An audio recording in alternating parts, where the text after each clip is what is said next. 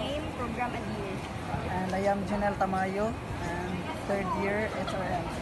Okay, so here's our question. So, as a consumer, which form of marketing do you find most effective?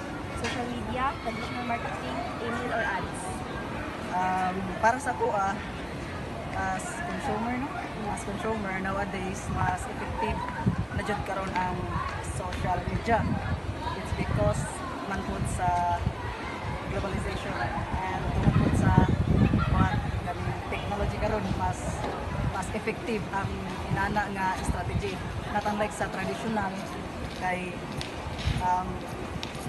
mabalo pa ka ba, like kaning busy rin kaning time consuming sa inana. And karon sa social media man gud is daghan na kaog kaning kapilian kung asa nimo i-post ano na siya. Mas effective ang social media karon. Mas convenient. Mas convenient sa. So that's all. So, good afternoon, ma'am. Before we start our interview, may we please ask your name, program, and year, and what position are you from? I'm Jane Palarode. I'm from the Institute of Criminal Justice Education. Currently, I'm an third year student. So, here's our question. So, as a consumer, which form of marketing do you find effective? Social media, traditional marketing, email, or ads, and why? So, the most common use na sila kay karon for ads or for business ideas kanang mga sila dito is through social media. Kaya ang social media magod easy to use, even kanang mga bata nga na maray kinahanglanon, iguro sila mangita sa social media, mag-post na din sila kanang Thank you, ma'am. Good afternoon, ma'am.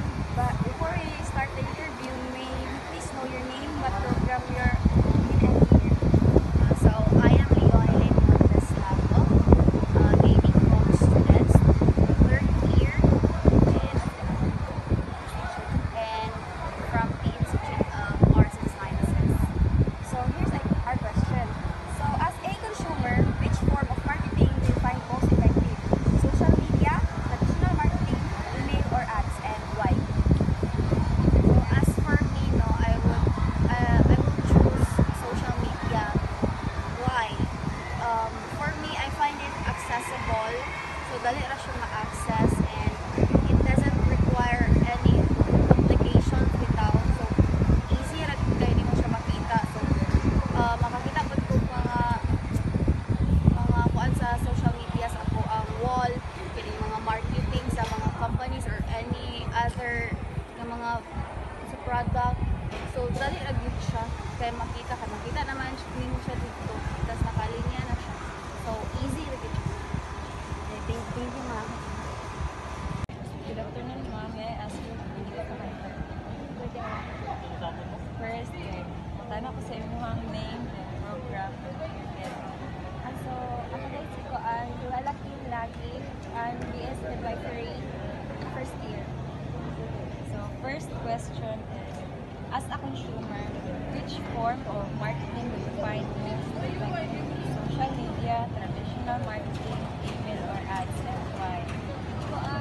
Para sa ako kay ang social media kay di ba daghan na kayo kuan mga content creators na naga kuan og mga product nga ilang iinganyo ang ilang mga viewers. So, bali sa ako pod kay mainganyo po kung ang palit og product sa ila.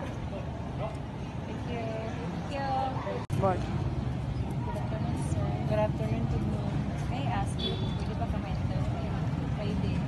So, may I know your name, program, your level? By the way, my name is Romelito Vida Gamiano from BS Ed Filipino, first year. So, first question is, as a consumer, which form of marketing do you find most effective? Social media, traditional marketing, email, or ads, and why? As a consumer, the most effective nowadays is social media.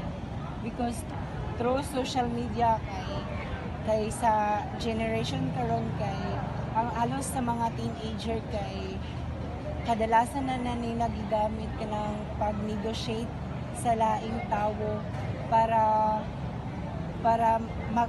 mag-invest o kuan po ka ng mapadali ang kanilang negosyo. Yun lang. At maraming salamat. Good afternoon, ma'am. May I ask you, pwede ba kami interview? Sure. First, may know your name, then program, and your level. My name is Alimaria Hernani from PSM first year, section 1. So, first question, as a consumer, which form of marketing do you find most effective? Social media, traditional marketing, email, or ads? What and why?